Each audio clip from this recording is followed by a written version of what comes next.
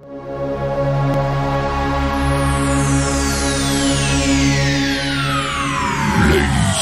and gentlemen, may I have your attention, please?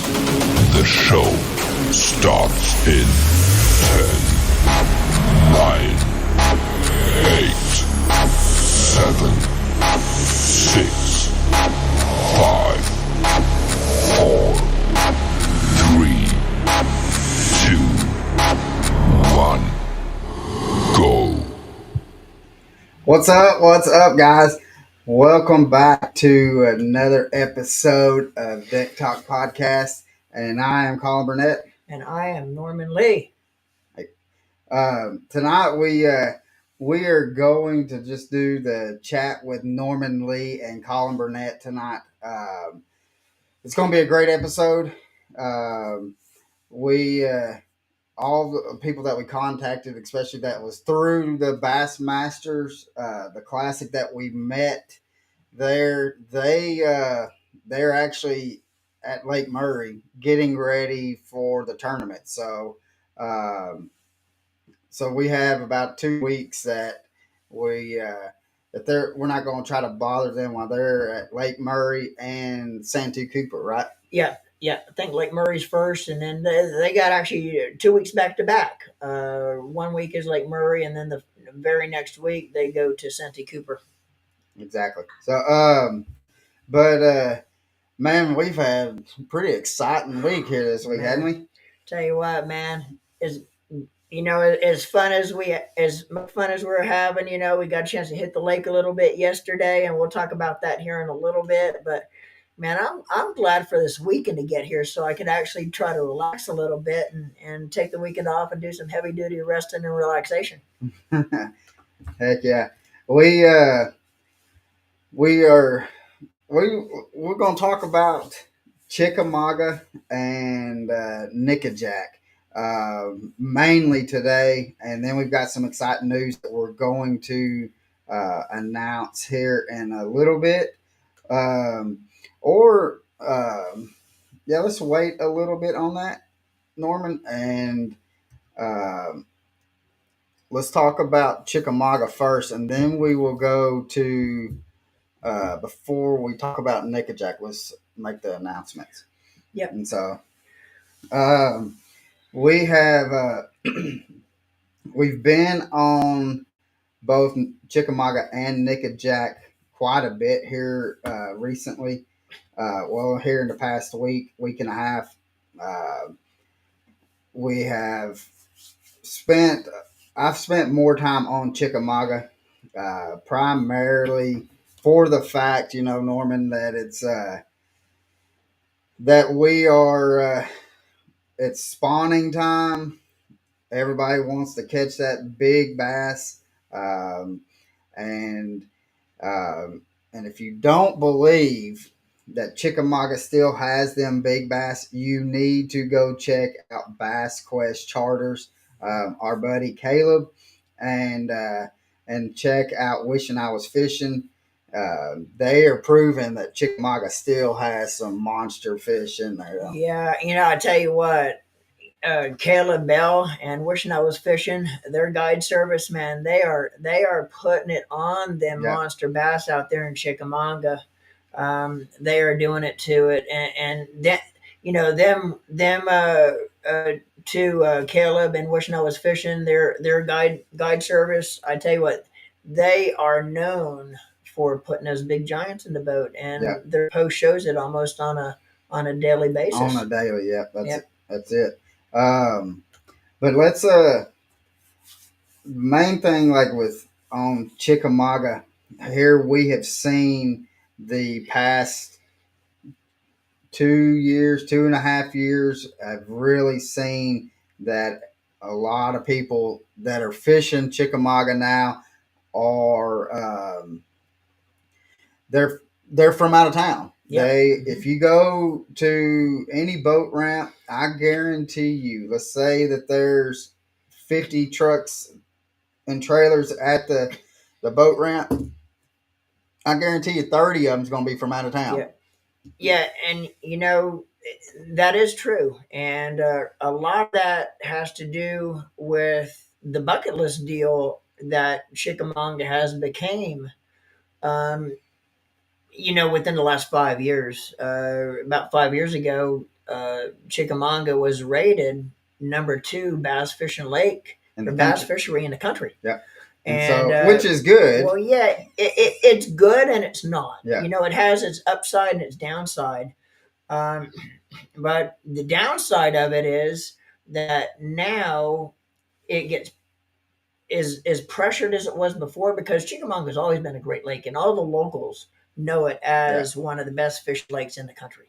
But if you're not from the area, you really didn't know about that.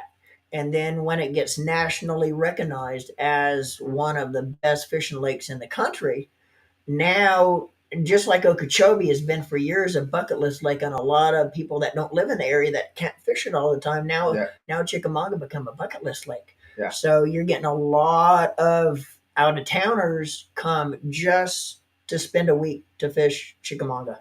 Yeah. And you also see that. I've been guiding on Chickamauga now for about 2.5 years since I've been uh, full time here in Cleveland. But I've heard from other guides and guides that I've got known over the past couple of years that at one time most of probably 90% of the guide business was local clients from the area that was booking trips. But now you could see more of a change in that, where a lot of your trips now is actually people booking from out of town because of the national ranking that it got. Yep, exactly. Now, before we really kind of get started, to all the people that are watching us through Facebook, please hit that like and just keep on smashing that like button and share this. We're trying to grow Deck Talk Podcast to be one of the premier fishing podcasts that is out there, and we can't do that unless we have y'all's help. So Facebook likes it with the more interaction that we can get. So we need y'all to smash that like button. Another thing is this is a interactive podcast. It's one of the. I mean, there's not many. If there is another one that is an interactive. So if you have any questions for us, even when we have a special guest, feel free to ask questions. We will. I mean, we're probably some of the most open fishermen that talking about stuff of what we're doing, how we're doing things, what we're throwing. That I've known. I mean, we kind of get down into the juice and stuff like that of what's going on with the lakes that we are fishing, um, and you can put that into perspective of where you may be, also to so we can kind of help you out with that also. And again, Norman, he's been guiding up here for about 2.5, 3 years. He's been getting on some pretty good fish here late also. So we don't want to forget Norman also on that. So make sure you go and check him out. Even if you're just wanting to go out and be able to catch some good quality fish, that is that's what I would do, and that's what I done. That's when we first time that we ever went out. I actually went out with you. Yeah. I mean, I went out as I took you out, or you took me out on a charter and stuff. So yeah. Quick story about that. Colin's dad. I actually met Colin's dad before I met Colin, and of course we just got to the area. My wife wanted to have a yard sale. We brought everything with us that we own basically from Florida, so we wanted to kind of get rid of some stuff that we really didn't need. That was actually in the garage where my boat's supposed to be honest with you. So kind of had the garage. But anyway, met Colin's dad, and Colin's dad actually hooked me up with him. So yeah, that's kind of how me and Colin first met, and he actually booked me to go out and do some deep water Yeah, fishing I to kind was. of hone his skills in on a little bit of Carolina rigging, those ledge Yeah, type of deals. because I mean, the thing about fishing is you're always trying. If, I mean, how I look at it is if you're not trying to learn something each time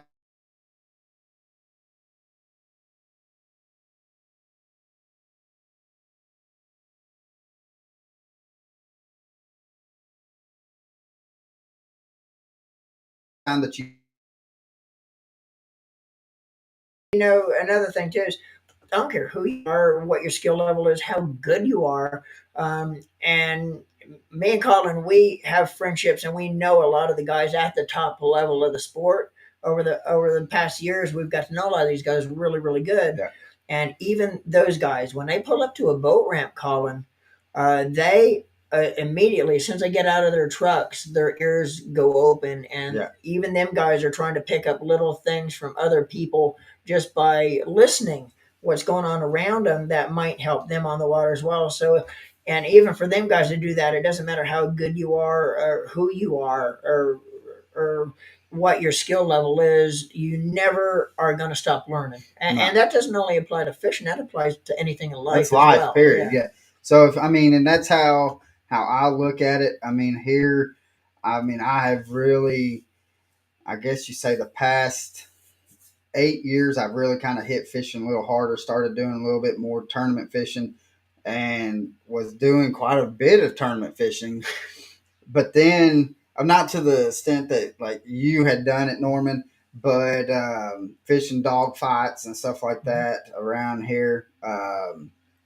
Or just little tournaments that's around here, and that's a good time to learn. I mean, because it's forcing you into learning. You got a time period, and so you're having to learn quickly on that, or you're just gonna get spanked for one. I mean, but here the past year and a half or so, uh, I'd say year and a half, I have kind of slacked off. Norman and I've actually fished a couple tournaments together, and we might be trying. I might try to talk him into fishing the River Park tournament here pretty soon, especially after what we done here here yesterday. Let's go. I'm ready. I'm any time it involves hitting the lake and dropping the boat overboard in the water, man. I'm ready to No, rock don't and roll. nothing overboard. Well, yeah. That last tournament.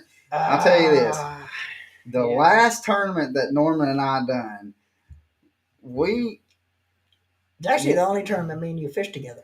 I think we fished, or did we? I Do think two? we've done two. Two of them. Okay. Yeah. The last tournament that Norman and I have done, we we had a heck of a day. Yeah, my dad said even an old man is learning new things, and that's what it's about. That's what we want. We want to be able to.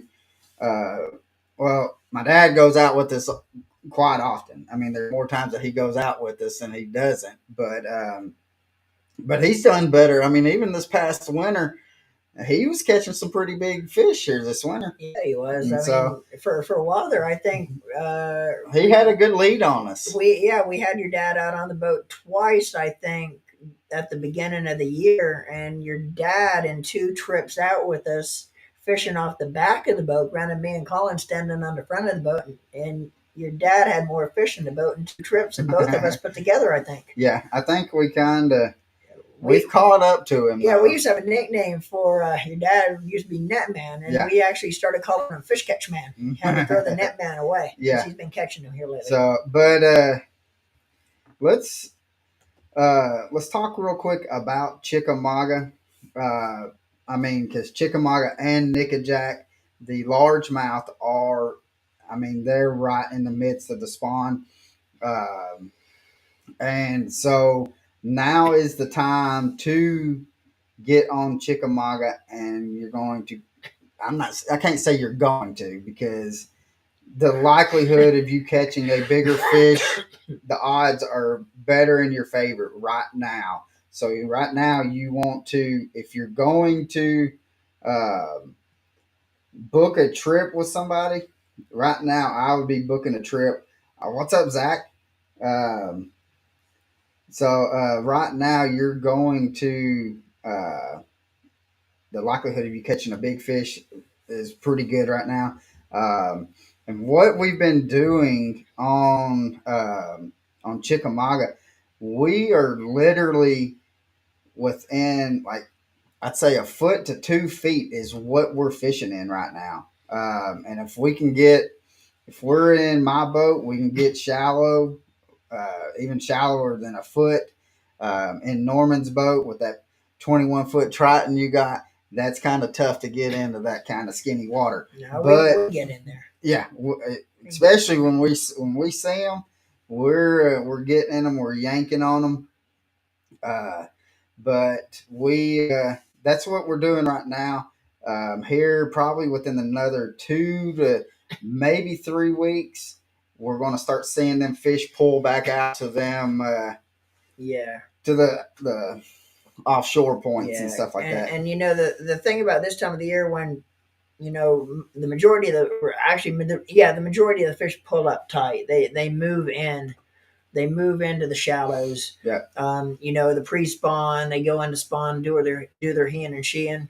But the thing about this time of the year when they're moving in, and the reason it's easy to target them, it's easier to pattern the fish this time of the year because there's not as many areas as they can be. No.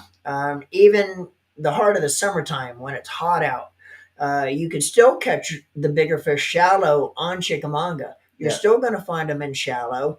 Maybe not as shallow as you normally would in the foot to 2 foot range, but you're still going to find them around the boat docks. You're still going to find them in towards the edges. But you could also catch them big time out offshore on the shell bars, on the ledges. But this time of the year, it kind of eliminates that offshore when they're all moving in. They're moving in shallower water, so there's not as many areas as they're going to be as during the summertime. So it kind of makes it easier to pinpoint them. Yeah, and because like what we're doing right now, I tell you the best way. Let's talk about this. Let's do this, Norman. When you're bed fishing, how do you um, go about going after a fish that is on bed or protecting a bed? Right. Well, first thing is, and I'll say this first of all, is I don't like bed fishing. I've never considered myself a great sight fisherman. I can bed fish and I can sight fish, but I've never considered myself a great one, and mainly because I have a hard time, even with my Polaroid glasses, I have a hard time. Now I can see, but I have a hard time really being able to pinpoint and pick out stuff, just because of my eyes. I just can't see that good. But with that being said, um, first of all, power poles. Yeah. Now we got power poles. Remember back in the day, 25 years ago, I'm going back 25 years now, when you used to try to sight fish, how difficult it was to try to keep from, you had to use the trolling more, especially when there's a breeze blowing, to stay where you wanted to stay to target this whatever you're sight fishing. But then you had to keep in the back of your mind, you don't want to use the trolling motor too much. You don't want to start blowing mud towards the direction of what you're trying to fish. But now with power poles, man, it makes it so easy. You can pull up, you can see a fish on a bed, lock yourself down, and you can spend as much time as it needs to work on that fish. But I mean, basically, I don't do it a lot. And the main reason is I can't see good enough to do it. So I'd rather just myself. Now, if I had to, I would.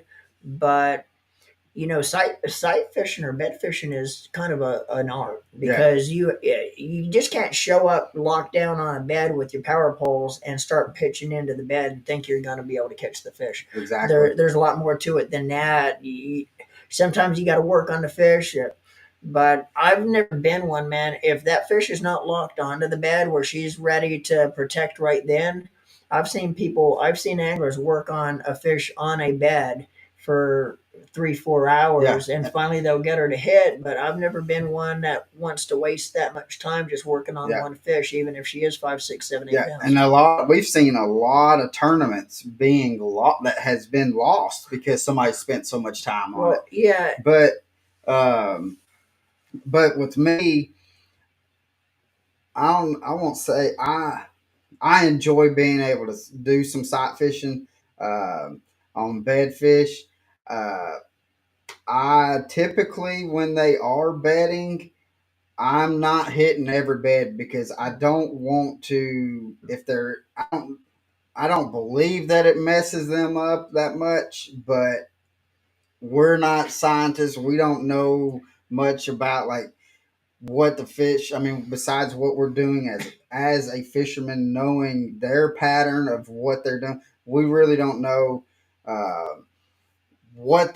if it messes up what they're doing while they're bedding. So I typically I do not hit every bed. If I see a bed, I might throw.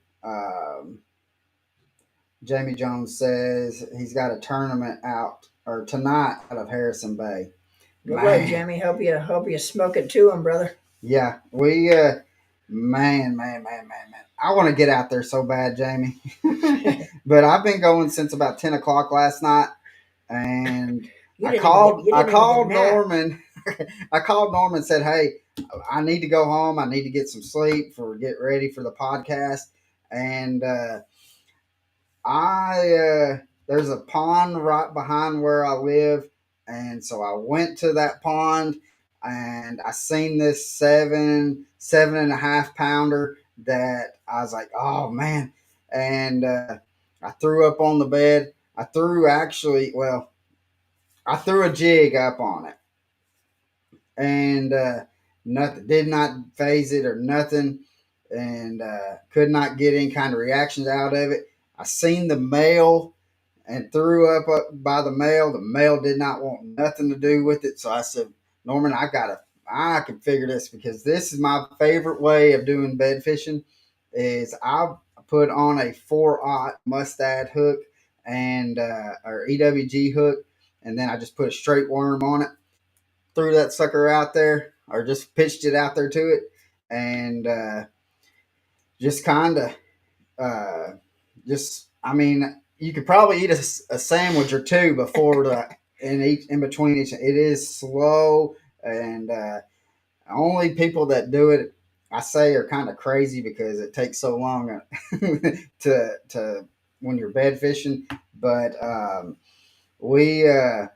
so I threw up on the bed, and I was just kind of just slowly moving it back. Once I got it on the bed, I was letting it. I mean, I was just holding the rod still, just not even doing anything to it, and ever so often, just kind of just shaking. Or what I'm doing is I'm tapping the butt of the rod. So what it's doing is just shaking the line, or the rod tip, and it's shaking that line, and so all that bait is just doing is just kind of just moving just a little bit, and then they can just come up, and you feel doom, doom. And real quick, kind of a lesson that you could actually take out of what Colin just said is, I've seen a lot of people trying to target a fish or looking at a fish and sight fishing, and they'll actually take and try to jiggle the bait with the rod.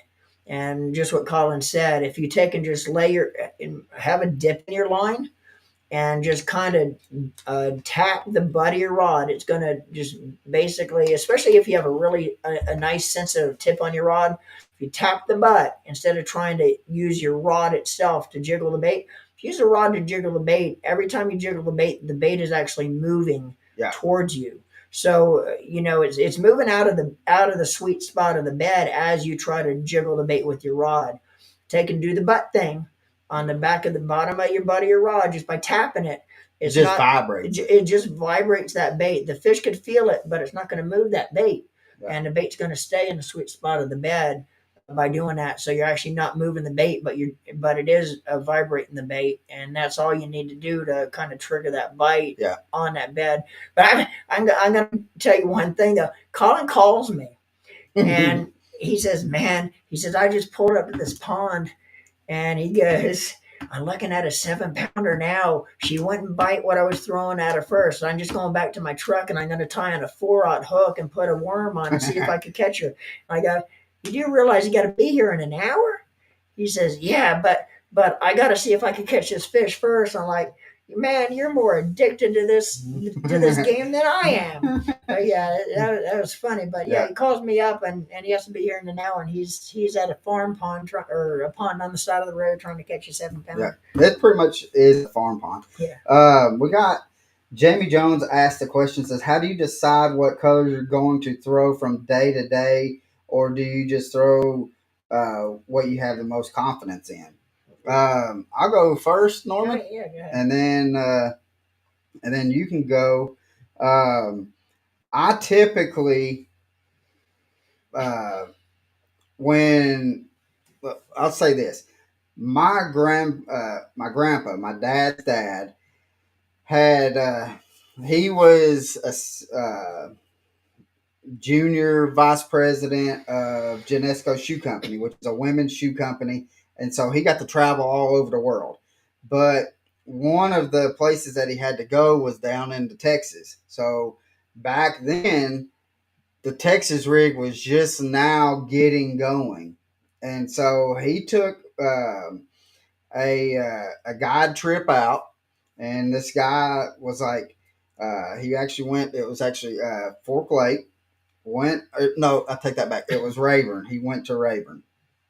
The guy was throwing a Texas rig, and my grandpa was like, "What in the world is that?" And so because he's like, all I've ever used is just live bait or whatever, or like your crankbaits or and stuff like that. And so when this Texas rig came out, he caught so many fish off of a purple. So that's kind of been passed through the family and stuff of, hey, whatever you throw, it's got to have some kind of purple into it. And still, I mean, I catch a lot of fish on. I typically will start with something that does have purple, and then if I'm not getting any kind of hits on a purple, something with a purple, I typically will try to go with a green pumpkin, watermelon color. That is my first two to three kind of colors that I try to throw. Choice. Yeah. So back in the day too, they didn't have a lot of the colors that you have. I mean, today you have a million different colors out there. Every company has 1,000 colors. Back in the day, there wasn't a lot of colors, and I remember growing up like and fishing in the early '80s as a kid, and a grape or purple jelly worm. Grape and purple was one of the only colors. I mean, they had like a red shad back then, but nothing fancy, no glitter, glimmer in them like you have today. But purple was just solid. Purple or grape back in the '80s and back in the day when I was growing up was the color and the worm to be throwing. So, but especially during late spring, all through summer, early fall, I'm going to have tied on a smoke purple. And I guarantee you I will crush some fish with the smoke purple. We got Michael from Ben Olay Lures. Hey, Michael, I want to tell you, man, I took the wiggle warts out. I need to send you the pictures that I have. I'll probably do that maybe here. I'll try to do it when I get off. But Ben Olay Lures, they hand paint their own lures. Everything is phenomenal. I mean, they do jerk baits. They do wiggle warps, crankbaits. They do my favorite thing that he does. He's got these rats, and it's time for me to start pulling them things out because I guarantee you I'm going to every year. I've thrown them for like the past 2.5 years, and every year I always get a monster fish on that rat. So go look at here after you get done with this. We'll get done with the podcast. Make sure you go to Ben Olay Lures. He's down in the comments. so you can kind of see how it's spelled or whatever. But Ben Olay Lures, and check out his baits. He does a phenomenal job. I really love throwing them. I've caught a bunch of fish, Norman, off of his baits. And so we want to, let's see, it's time for, he says it's time for me to paint some rats. Yeah, it is time, brother. It is, I think if I would have had one on here earlier, I would have been able to catch a monster one here earlier that I just didn't have nothing because all I had was my book bag full of plastics, and so, but yeah, go check him out, and I guarantee you, you are going to be impressed with the paint jobs and how many fish you're going to catch. Caught fish on them. On Chickamauga, Nickajack, it does not matter where I've thrown these fish or thrown these baits. Even thrown the rat down at headwaters, caught fish on in headwaters. I don't know if I don't think I threw it on Escapoga. I think we mainly was punching on. Yeah, yeah. That summertime of the year, I think we're doing more flipping down there at that time. So go check him out. Um, he is a great guy, and we love throwing his baits. Jonathan said, and I've lost a couple of his lures. Yeah, you have. yeah. And so, but and I'm surprised, Jonathan, that you're on here and you have not said nothing about food yet. But my buddy Rusty said, "What's for dinner?" That reminds me, I'm hungry. I haven't ate lunch yet. So, but that's what we're doing on Chickamauga is we're fishing shallow.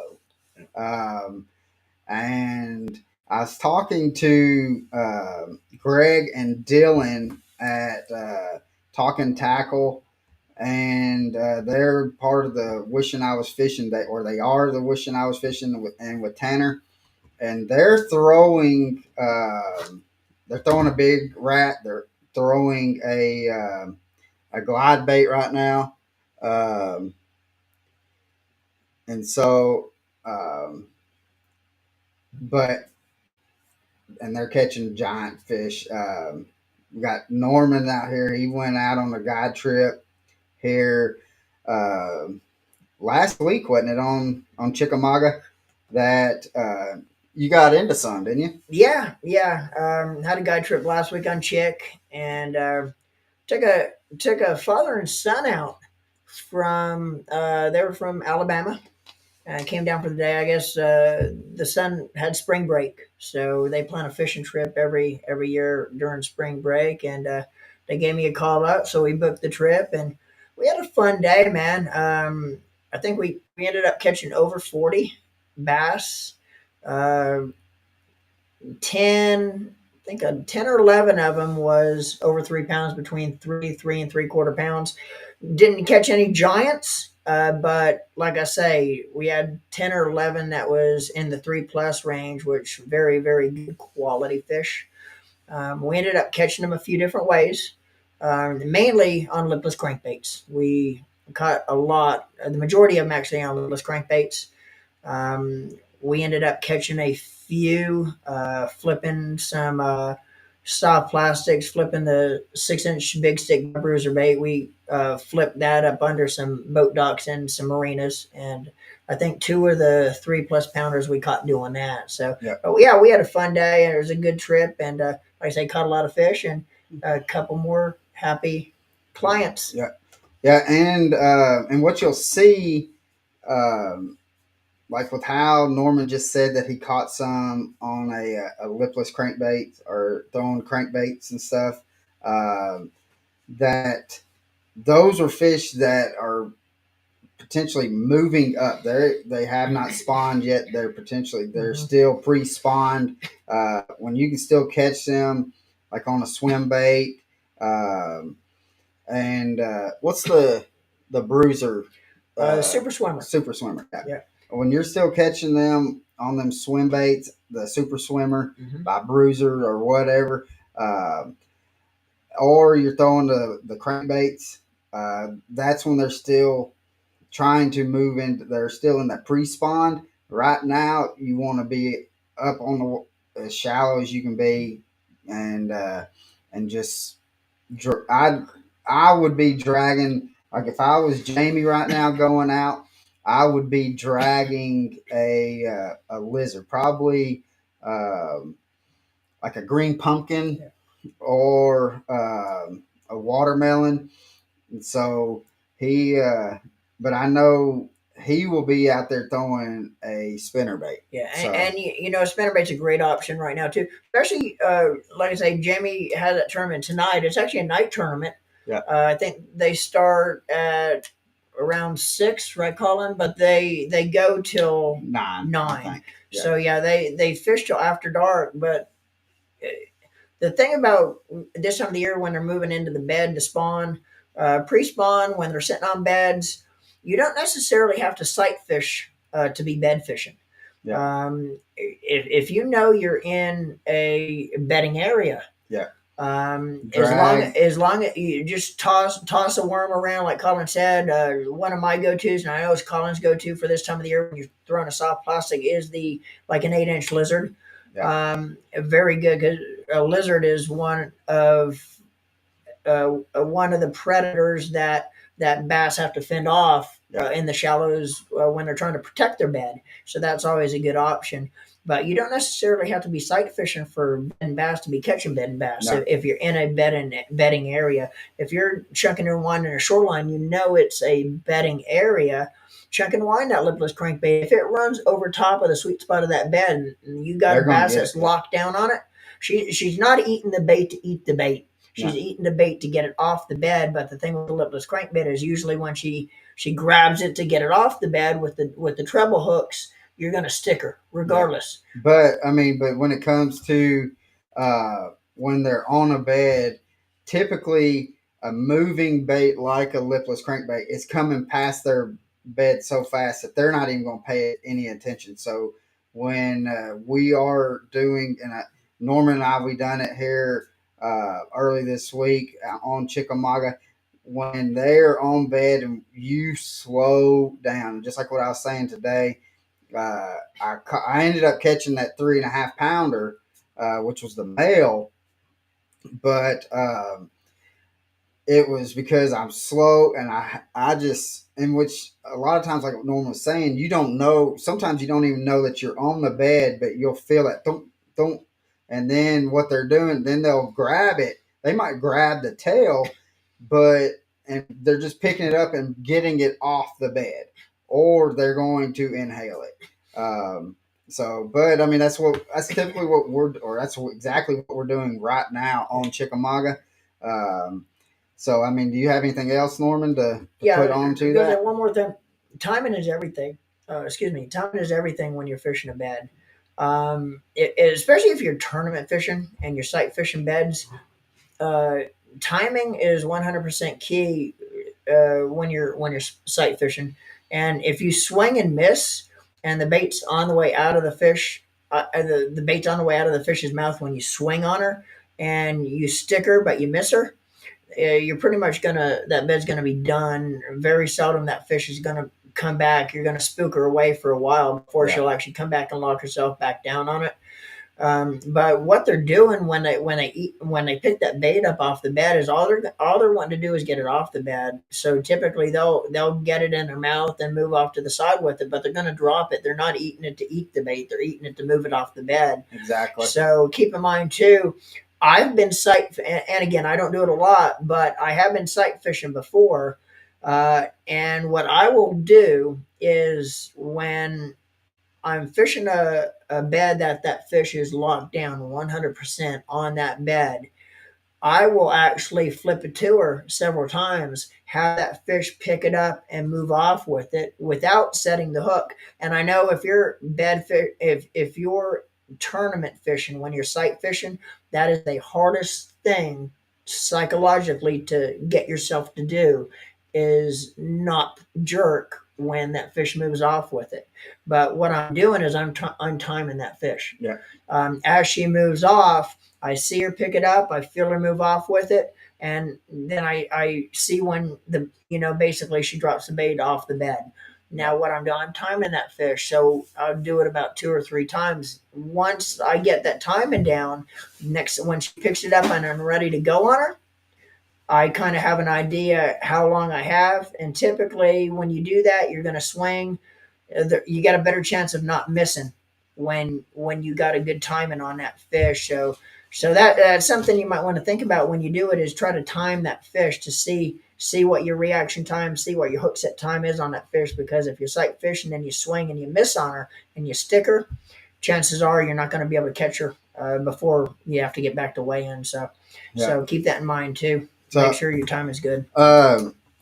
Let's move on from Chickamauga, and because we went to Nickajack yesterday, and so we went yesterday. We videoed. We had the cameras going, and we had a blast out there, didn't we? Oh man, yeah. So, we ended up catching. I think we caught over 40 fish, and of those 40 fish, I think what was it? We 1, 2, 3, 4. I think five. I don't want to say species because I'm not sure. I guess smallmouth, largemouth, and spots is the same species, but 5 different styles. Yeah, and rock bass and stuff like that. Rock bass, drum, small. I think we caught a larger too. Yeah, I caught what we had. I think I caught 8 of them on the way back. Yeah, and stuff. So but yeah, Norman. Let's go on before we kind of talk about Nickajack. Let's talk about our special news, our exciting news that we got coming out right now. Yeah, and this is something we've been working on probably for a better part of a year now. Yeah.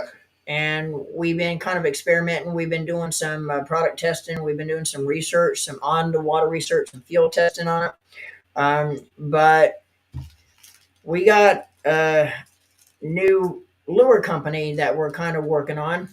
It's called, I don't know if you see it in the camera, but Chattown Lures. There you go. Chattown Lures. Heck yeah. And we we're out actually yesterday. What were we doing? We were filming for the micro jigs, right? Yeah, we actually went out there purposely. We did not fish with anything else besides so all we had tied on besides our micro jigs that we're doing.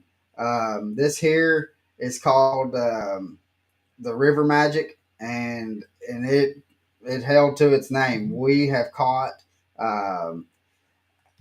there ain't no telling how many fish we've caught on that River Magic.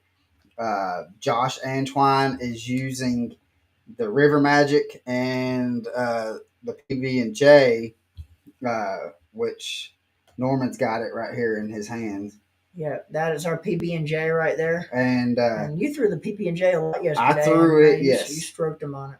And so we also have this one that is called, it's called Majestic Purple. Mm-hmm. And we demolished them on this yesterday. We also, we have, we just I was just tying some jigs up. And so we got orange, white, and gray. Some people call this the Tennessee Vols jig. I did catch a couple fish, not yesterday, but the other day while I was not to cut you off or anything, but if we take this jig right here, show it. All right, here. Right here, we'll do like this. All right, it's on you. All right, I was going to say, not to cut them off, but if we take that jig right there, we add some blue to it, to heck with the Tennessee Vols, it becomes a gator. Oh, we don't want none of that crap. Hey, man, you can take the boy out of Florida, but you can't take the Florida out of the boy. But also, it's got a chartreuse blue and a smoke on there. And so, but we've made a bunch of jigs. We've got jigs that are coming out. Norman, where can they get these jigs, and where or how can they get a hold of these jigs right now? All right, well, anyway, I think I might have just pissed off a bunch of Tennessee Volunteer fans, so I apologize if I offended anybody, but I'm probably going to be getting hate mail now. You probably are. But Norman anyway, Lee Fishing, remember. yeah, right. I found out Tennessee volunteer fans, they are diehard fans, just like us Gator fans. So you don't really know it. Now that I'm up here in Tennessee permanently, I better watch my P's and Q's, right? But anyway, guys, these baits right now, we actually have them in, if you're locally right here in the Cleveland area, they are now in Fishtails Bait and Tackle in Cleveland. They're soon to come. They're going to be Next week. Next week, they will be in Jack's Bait and Tackle in Chattanooga. Or you can message myself or Colin via Facebook, or call us. Our phone numbers are out there, so you can find our phone number, text us or call us. Yeah. And or message us on message us on Facebook as well. Yeah. And again, it's Chat Town Lures, and we have been catching a bunch of fish on these lures, or on these little micro jigs, for the past year that we've been tying them, and we finally feel comfortable enough to where we can get them out. We've gotten the first set that we started tying did not have the hooks and the keeper that we really liked. So we got everything changed. We started getting we got new jig heads, new hooks. It's got a those are 3/16, and it's got a Mustad #2 hook on it. So there's not. I mean, we crushed. And how many of them did you catch yesterday, Norman? That was or how long did you fish with that one that had the? I mean, nothing. It looked like it was still brand new. I'll tell you what. At the end of the day, I pointed it out to Colin that the last one I had tied on, I probably had it tied on for the last 2 hours of the day, and we looked at the head, and there was absolutely 100% no paint peeled or chipped off the head. And if you know anything, or you ever fish these lakes up here, all you're fishing is rock. Yeah. I mean, you're fishing anywhere between, right now we're fishing anywhere between 7 and 20 foot, but we're fishing rocks, and some of the rocks that we're banging these jigs over is the size of a Volkswagen Bug on the bottom. Exactly. A bunch of chunk rock, and we left at the head of that jig at the end of the day. And I actually had a kind of bang that thing out of the rocks 5 or 6 times so we didn't lose it. Yeah. But I mean, it was wedged, and we had to actually backtrack ourselves to get her out. And at the end of the day, man, no, there was no paint off that head of that jig. And we have done our studies and trial and tribulations, I guess you say, on them hooks. But and it's come down to where we have pretty much got it down to a T. And but I do want to tell you that Nickajack right now is, from now till beginning of winter, we are not leaving the boat ramp without having one of these tied on and having them in the boat, because here in probably about a month or so, we're going to see where we caught 40 here yesterday. We're going to be catching upwards to 150 smallmouths on them jigs every day here in about a month and a half. But again, if you're going to go to Nickajack and you're wanting to pick up these jigs next week, we have them pretty much. We got almost all the orders done, but all the orders for Jacks is pretty much done. We'll finish it up here this weekend, and so probably we're going to try by Tuesday or Wednesday, the latest. Probably Wednesday. Yeah, we're going to try to get them over at Jack's, and Kim is going to have them in stock.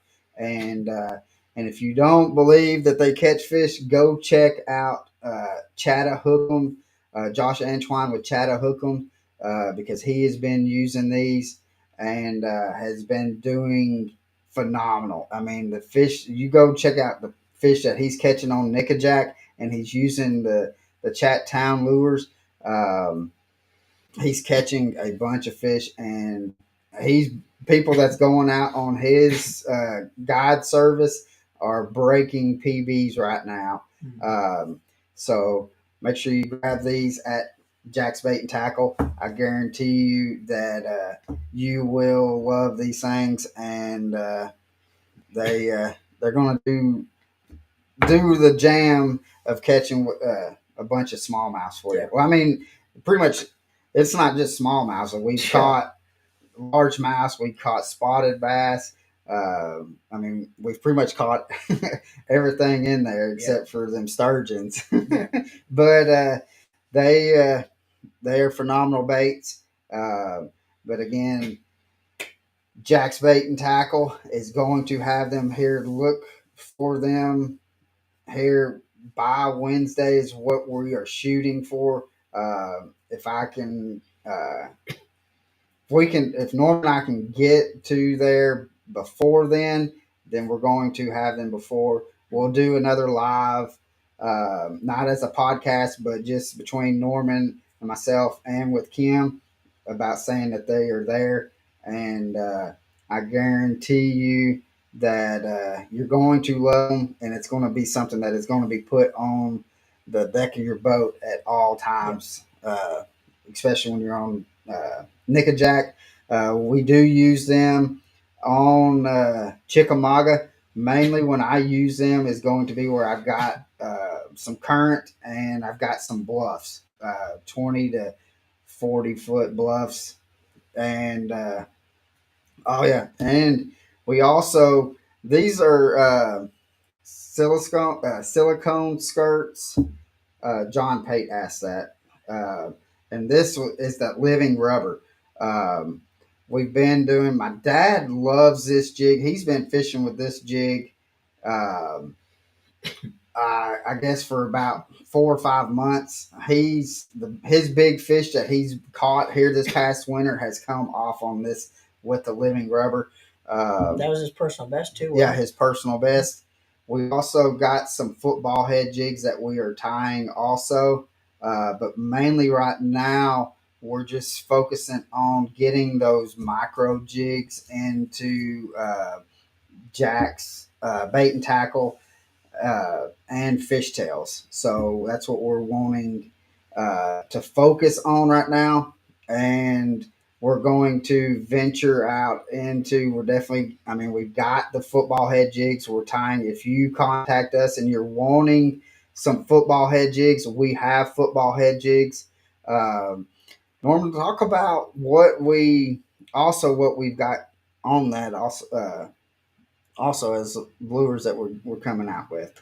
Okay. I was going to say too, if you're local in this area, we highly recommend you to, if you want to buy some, go to Jack's Bait and Tackle if you're in Chattanooga, or go to Fishtails if you're in Cleveland. And again, me and Colin, and we've talked about it before, we really truly want to support our local mom and pop smaller tackle shops. So if you're in the area, go to those 2 tackle shops to buy them. Yep. And again, you could always call us. We're always here to help you if you have any questions. Or if you're not in the area, definitely holler at us, and you can place an order over the phone as well. But yeah, we're not only sticking to just the micro jigs. We got a spot on. And you know what? I have one out there, but I didn't bring it to the table, or we could have shown it. We have a spot on spoon that we are doing also. And this, certain times of the year, them smallmouth, especially like on Lake Nickajack, I mean, you don't want to have anything else but one of them spoons on, especially in the morning time before that sun comes up. But yeah, we're doing a little bit more than just a micro jigs, which we're not announcing that quite yet. All of that is still in the prototype stages. We're still doing a lot of field tests on other type of lures, but all that's going to be announced here in the upcoming. Yeah. But yeah, we got a lot of good stuff coming up with the company. Yeah, and so we we do love Jack's Bait and Tackle because they do keep us in stock and keeping us on the water. Also with fishtails, those two bait shops, we figured that they were far enough apart from each other that any part of Chattanooga area that you're going to be able to hit either one of them and be able to pick up these jigs. Um, and so, but we do want to tell Kim, thank you for keeping us on the water and keeping us in stock with everything that we are needing, not just with the jigs or anything like that, but with the jigs, you're also going to need trailers. So, Norman, Yeah. what kind of trailers are we using to catch on these? Well, I tell you what, man, my go-to trailer, and I use this trailer on a lot of different things as well, spinner baits, bladed jigs, but 100% the micro jigs that we're doing. The Bruiser Bait McMinnow. And I'll tell you, the Bruiser Bait McMinnow was actually designed by Bruiser Bait at the time, FLW Pro Brandon McMillan. But he designed it, when he started fishing on the pro tour. He started coming up to all the. Of course, he's from my area in South Florida, the Okeechobee Clewiston area. But him starting coming up fishing all these smallmouth fisheries, when he was on tour, he went back and he designed for Bruiser Baiter. He was part of the design team along with Steve Dial and the Bruiser Bait team on this bait specifically for targeting smallmouth. And but that's my 100% spot on trailer for our micro jigs is that Bruiser McMinnow. And every one of the fish that I caught yesterday, uh, I had that McMinnow. Yeah. On, I was tipping the jigs with the McMinnow. So, we got Kim said thanks for the shout out, and Jack's Bait and Tackle appreciates our support. Kim, we really appreciate everything that you've done. Same here, Kim. And if you've never met Kim, Kim is the sweetest, nicest, very knowledgeable, but she's the owner, manager, operator of Jack's Bait and Tackle. Yeah. That has been in her family now for over 40 years. No, 56 years. Over 56 years to be exact. So, but she also drags, I say drag, Patty's in there with a smile every time I come in there. And what's funny with Patty is every time Jax goes live, Patty and I have this deal seeing who can hit that like button more times than that live. And so we kind of made it into a game. But Kim also says you guys are doing awesome job. Keep up the good work. Thank you, Kim. Thank you, man. That really means a lot. Yeah. And so, well, we're right at an hour, Norman. Let's hit what we done on Nickajack, and then let's get out of here so you can get something to eat and I can go to sleep. Yeah, right. So, but all right, man. Had a great day on Nickajack. I think we already talked a little bit about our day, but we caught over 40 fish of quite a few different species. And you know what, drum. Let's talk about drum for a minute. We caught 5 of them. You can say what you want about drum. I have people tell me all the time, why you get so excited? It's just a trash fish. It's just a drum. I don't give a darn. It's a tug on the other end of your line, and most of the time when you catch a drum, it's at least going to be 6-7 pounds or up to 30 pounds, and the fight is on, dude. I don't care if it's a drum or a smallmouth. Still having fun every time I have that tug on the end of the line, And so just because it's a drum doesn't mean we don't enjoy catching them. Nah, So, yeah, but we had we caught 5 of them. I think we had 2 of them that went around 8 pounds. yeah, those are the small ones. That was the small ones. You had one, I'd say that big one, the biggest one that we had, probably went upwards of 15, 16 pounds. I was going to say 15 pounds. Yeah. And so,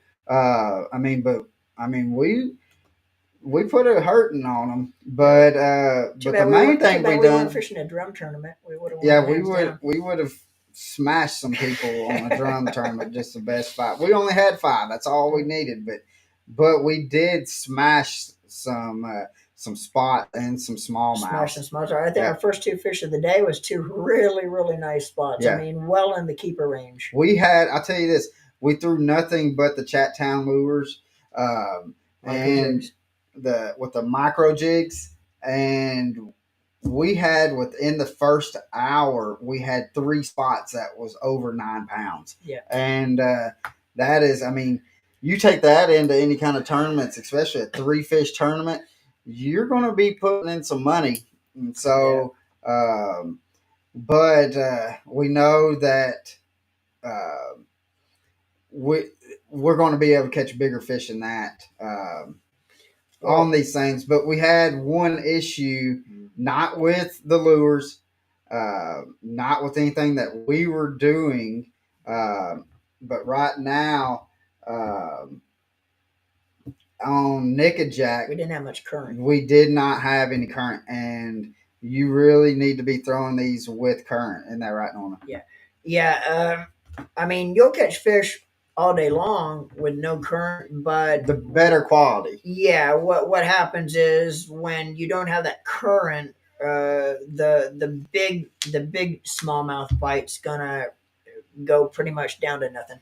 Now you'll still catch the 1.5 to 2 pound smallmouth with not that much current, but in order to really target them giant smallmouth, and when I say giant smallmouth, keeper small, a keeper smallmouth in Tennessee has to be 18 inches. And you catch an 18-inch smallmouth, that's 3.5 pounds. It is at least 3 pounds. So even just a keeper smallmouth, in a lot of cases, is considered a giant smallmouth. Yeah, exactly. So, but when what we were doing is we're letting it, I mean, like what you do with the normal jig, we're letting it get out there. But the main thing that we cannot push the issue any more than what we do and what we have already when we're talking about fishing on a river system is when, like, especially like if you're taking drifts and stuff like that, you want that line to have a little bow in it, because what that's doing, it's allowing it to come down with the current, pushing it down, and it looks natural. And that's what you want to do. You want the bait to look natural. And so if you have a tight line, what it is, it's just doing like this. It's just turning it. And so eventually, if the current's pushing it, it's going to eventually turn it to where it looks like it's backwards and stuff. And you do not get the hits like you typically will do unless you would have a bow in. If you have the bow in that line, one, you're not getting hung up as much. And when you're fishing on a river channel and you're fishing around a bunch of rocks, you are going to get hung, especially the first couple times that you're out trying to. You're going to think you feel that little thump, and you're going to think that it's a fish. Yep. When it's actually the rocks you're hitting the bottom. There is a big difference in between hitting the bottom and then having a fish hit it. Normally, when a bass or a smallmouth will hit it, or a fish hits it, it has more like a electric feel to it, and you feel it. I mean, it's just more of a shock feeling, and it's a little spongier, right? Yeah, you're gonna have more of a spongy sensation in your rod tip, in the hang up. If you get hung in a rock, it's gonna be a sharp, solid hang up. And again, like Colin said, there is a distinct difference in the way a fish feels and the way hang up is. A fish has it in its mouth is going to be more of a. I mean, you're going to feel that fish hitting it. And a rock, it's just going to be a solid hang up. You're not going to really feel nothing like nothing's hitting. It's just going to be solid hang up load up. Yeah. Now, if you have a fish that's on it, you're going to actually feel the fish. But with that dip in the line, you watch your line. The line's going to tell you a lot about when that fish has it in its mouth, whether you see the line jump, whether you see it start moving off to the side. It gives you more reaction time when it does load up. And when it does load up, like Colin said, it's going to be more of a spongy type of a load up. That's the difference you get between a hang up on a rock and a bigger fish having it in its mouth is it's going to be more of a spongy hang up with your rod tip. But when you see that line with that dip in it, it's going to give you more of a reaction time. You have that line tight, when that fish eats it, you're not going to have near as much reaction time. The thing they're going to feel you first. Yeah, the thing about it, you want to be able to set up on the fish before the fish feels you. If the fish feels you before you set up on that fish, it's too late. She's going to feel you. She's going to take off, and she's going to eat you up. And you're not going to have no reaction time to pull back on her. So that's one of the things with the dip. But the other thing is when you're drifting, hold your rod tip straight up in the air. And that's going to, if you hold about 1 o'clock. Yeah, about 1 o'clock. Yeah, not straight up above your head, about 1 o'clock. And what that's going to do, that's going to actually help create that dip in the line as it comes down to the water line. But it's also going to do another thing when you're drifting rock like we do. And some of those rocks is big chunk rock. Some of it's boulder sized rock is well below you. It's going to be able, you're going to actually be helping that jig pop over the top of what you're fishing, the rocks and stuff like that. Versus if you're holding your rod tip down, it's going to be wanting to dig the jig into the rocks and hang up a lot easier. But another thing too is when you're fishing any kind of a river system where you have moving water, fish are always going to set up in a current driven body of water facing the direction of the current flow. Yep. The reason they do that is, and again, the rocks and stuff we're fishing down there, that is basically the ambush point. If you use your electronics and you go out and you look at some areas that has rocks on a current driven body of water and take a look at on the bottom where these rocks are and where these fish are behind all these rocks. Typically, the fish are always going to set up on the back side of the rocks from the direction the current's flowing. So when you're drifting, you're drifting your baits the direction of the flow because that's the direction the current's pushing your boat. Well, as your bait hits these rocks and you have your rod tip up at about 1 o'clock, you're banging it over top of the rock.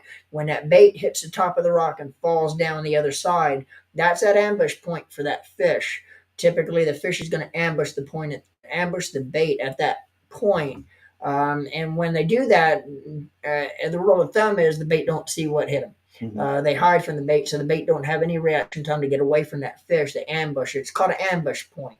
A lot of the bait flows downstream that can't handle being able to keep up with the current. So you're going to have the bait pushing itself down, so the fish will ambush that bait. Yeah, and we caught a lot of our fish yesterday was off of doing that. Yeah, where it was, we would feel the rock and then pop up over the rock, and as soon as it's popping up, you feel that. Feel that whoop. And when you hang up on the rock and you're able to get the bait to pop over it, that's when your bite's going to happen. As soon as you feel that load up of that rock and you're able to bang that bait over top of that rock, when that bait falls down to the other side, that's typically when that bite's going to happen every time. If there's a fish behind that rock, is they will ambush it at that time. Yeah.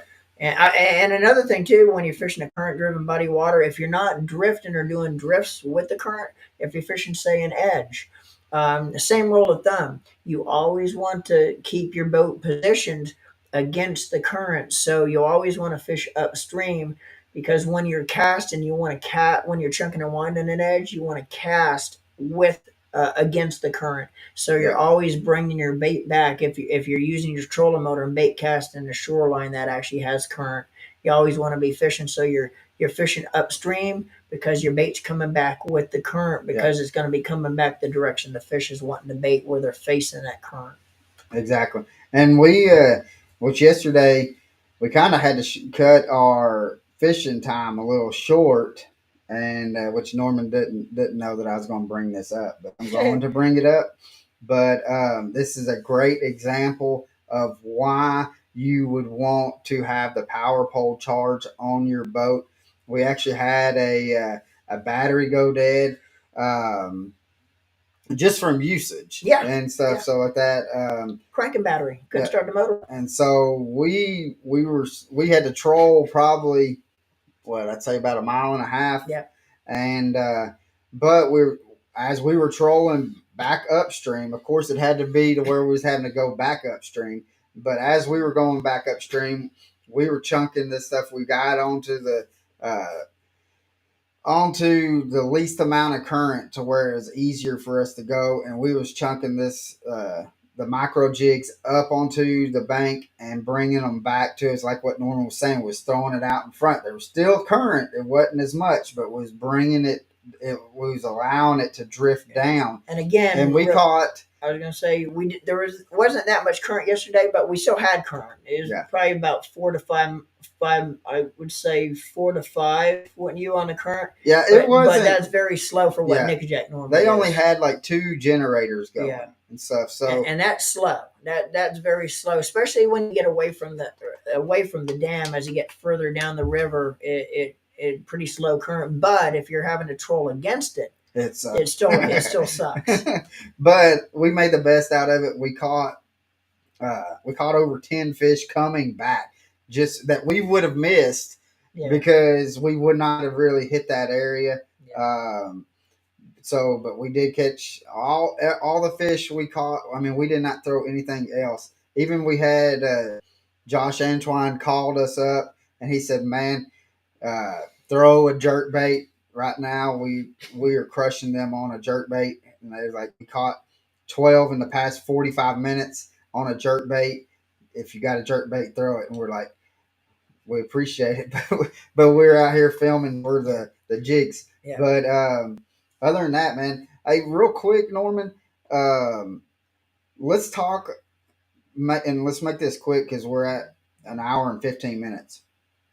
But tell them about the video that is coming out. All right. Yeah, we actually, again, we were filming yesterday, so keep posted. We have a video coming out really soon from yesterday. So it's going to kind of, and again, I started editing it this morning. Yeah. So it's still while I was working, you was doing work too. So it's still an editing process. It probably won't be finalized and finished till sometime towards the end of next week. But keep posted for that too. That's coming out yesterday's day on the water with our micro jigs. So you'll get to see a lot of the footage that we had yesterday while we were out there fishing. Yeah. And so, but thank goodness we didn't fish any of our good spots. So thank goodness we didn't run. I was actually wanting to run about 15 miles down the river there towards the end. Thank goodness we didn't do that, or we would have had a hell of a long troll. So back. Again, Norman, show that real quick, the package, guys, and again, Chat Town Lures. That's what it is. Lures. And we are going to here, Norman, show them the River Magic. We're going to be having the River Magic and the PB&J right now. That is going to be in Fishtails and in Jack's Bait and Tackle. Those two are the ones that we've been doing the most. We've caught the most on, and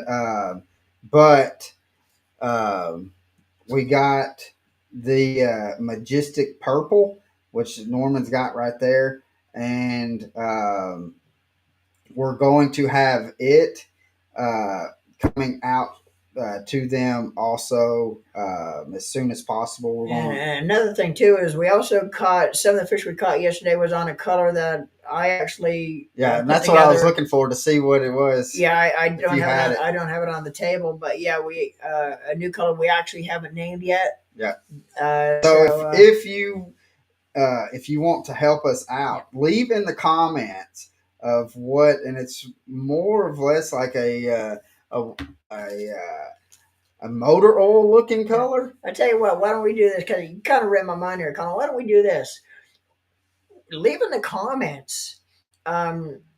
Shoot, I should go back and get it real quick. Sure.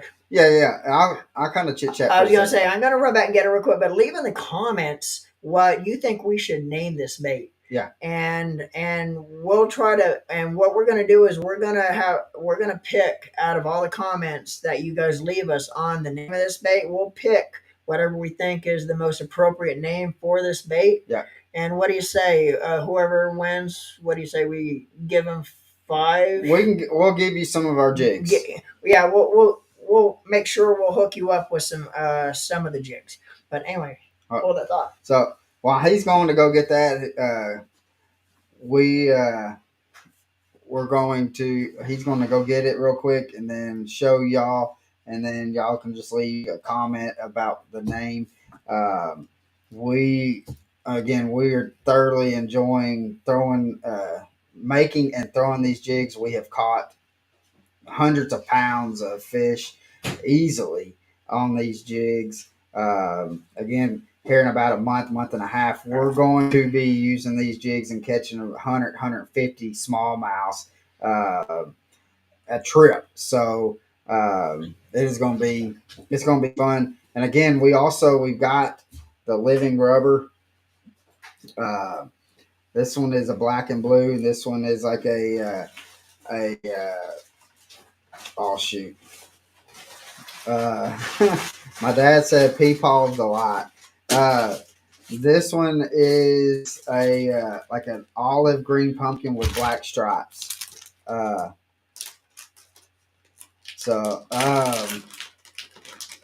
yeah, you got one yet? Yeah, I got one. So he's actually going to put, and can you show them before you do that? Put that on there. Show them what that minnow looks like real quick. All right, guys. Shout out to Bruiser Bait too. I just got a big order from Bruiser today. As you can see, everything McMinnow for these jigs. But this is the new color that we haven't named yet. We just came up with that. The day before yesterday, right when I was trying to get everything ready to hit the lake the next day. But anyway. Yeah, let me see that real quick. We're going to put it on. Okay, you want to put it on? No, I ain't going to put it on. I'm going to just do it on this one. Because I think that light is catching it just right. Let's see how it's. So if y'all can name. All right, switch it over again. Name it. And we'll let y'all know who it is, and we will get y'all some of our jigs. All right. So, all right, brother. Check this out real quick. This is actually the McMinnow right here. And we're going to go ahead and get that McMinnow on there real quick. We'll show everybody what it looks like with that trailer tipped on there. But anyway, that's the jig. That's the trailer. That McMinnow is the bomb for these jigs. Yeah. But again, the McMinnow works on a lot of other, spinnerbaits, whatever you're throwing. It makes a great trailer for certain baits. Yeah. And I mean, we're going to be able to have a code to where you can get those McMinnows. We're in the process of working on that right now. But also, you can also throw that 2.75 TRD Ned rig or from Z-Man. But again, we love throwing the McMinnow on it. Yeah. You catch fish on it with that TRD, but it's hard for us to get away from that bruiser stuff. Oh, no doubt. At all. So, but well, brother, we're sitting at an hour and 20 minutes. I hear your belly growling. I see my backbone. And so, and I'm over here trying to stay awake. So, I've been up since 10 o'clock last night instead of going and taking a nap. So let's see. We had a guy said hi. I used to love fishing, but unfortunately, I can't no more. I hate to hear that, man. Everybody needs to go, and it's something about being on the water. So much relief, so much stress. Uh, and so even if it's just for an hour or whatever, I think everybody needs to at least be around water. Oh yeah. But so hopefully, brother. And being on the water too is therapy for a lot of people as well. Yeah. I mean, So, but we're going to get off here, and we will. We're going to head out. I got some jigs to tie. Well, I'm going to tie them tomorrow. But I'm actually going to go in the morning. I got to go back and try to catch that seven and a half. I believe it. You're gonna have to go to work in the morning, and you're gonna be at the lake an hour before that catching a 7-pounder. Man, what a diehard, dude! Well, when you wake up in the morning and you see that text message, you might not want to look at it because that's what I'm going to send you. You're probably going to make me jealous as hell, and you're going to want to make me hook up the boat and hit the lake. And I have to rest this weekend, so I don't really want to do that. But you'll force my hand if you do that. I need to get you over there to it, and it's a neat little pond, and so. But again, guys, man, we deeply appreciate it. If you can go, and we forgot to do this earlier, if you can go to Deck Talk Podcast on YouTube and hit that subscribe button, we really appreciate it. That's what we're going. We're eventually going to take everything to the Deck Talk Podcast, and it's not going to be on the Facebook. But we're trying to get as many followers as possible. So right now, that's the reason why we're doing both of them on Facebook and YouTube. Which Facebook is Norman Lee's and Colin Burnett, and then on YouTube it's Norman Lee Fishing, Deck Talk Podcast, and CMB Bass in 1983. If you're on YouTube, go to Norman Lee Fishing, Deck Talk, and CMB Bassin and hit that subscribe button. Help us out because we do love doing this. And typically about a week and a half, 2 weeks, you'll be able to listen to our podcast on all the after each episode on all the major podcasting platforms like Spotify and all that. Yeah, because we got I think there's like 8 or 9 episodes. Yeah, and stuff. So, but Norman, brother, man, we got another one down, and guys, go check out Jack's Bait and Tackle and Fish Tails. I guarantee you that they're going to have what you need and to put you on the water. They are going to have, I'm going to show that again, the Chat Town lures, and this is what the packaging is going to look like. And stuff. So they're going to have them. Fishtails has them right now, and they're probably going to be on. We'll run by there. They're probably going to be. He might already have them on the shelf. He might have already put them on the shelf. And so, because he got them earlier today, and then we're going to get it into Jack's Bait and Tackle here this next week, and Kim's going to have them by no later than next weekend. She's going to have them in her shop, and I guarantee you're going to catch a bunch of fish. Yeah. So, guys, we appreciate it, and we will see y'all here next weekend at what time? 6 o'clock next Thursday, brother. And we're going to be here. We might have a special guest. Yeah. We're working on it, but again, most of the guys that we have that's coming on that has committed they're down in South Carolina right now, getting ready to fish Murray, and then they've got Santee Cooper. Yeah. And so, but after that gets done, we're going to be able to have some heavy hitters on here. Yeah. So you can chit chat with them. But again, we thank y'all for coming on. Hope that to see y'all out on the water, and live the passion, brothers. Guys, keep your lines tight and your baits wet. Live the passion. See you next time. See you guys.